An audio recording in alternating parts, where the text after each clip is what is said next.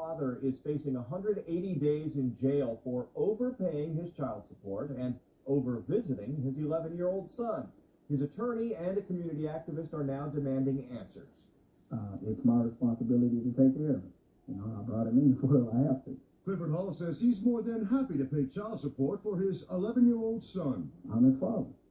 You know, it's my responsibility to take care of it. But Hall says when the amount of child support was modified, no one told him. And I discovered that for some reason his employer was withholding a large amount some weeks, a small amount some weeks, zero amount some weeks. I didn't want to go to jail, basically. So Hall quickly paid almost $3 grand in back child support. When Hall and his ex-wife were in Judge Lisa Millard's court last November, he owed nothing.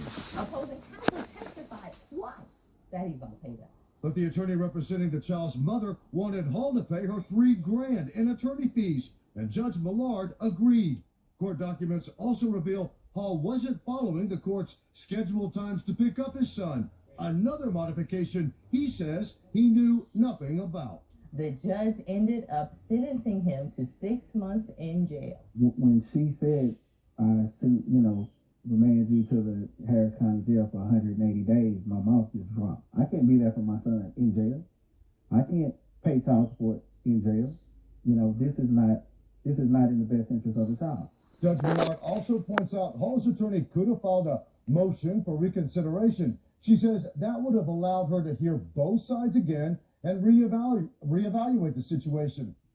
So after doing further research, Clifford Hall actually ended up getting released from jail after serving 14 days, thankfully to his strong legal team that he had hired to defend him.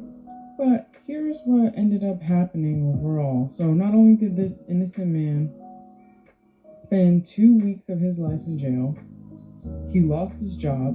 His employer even admitted that it was a clerical error on their part, and now he's $10,000 in debt, including having to also pay for his ex-wife's attorney fees, which she's the one that actually brought him to court in the first place.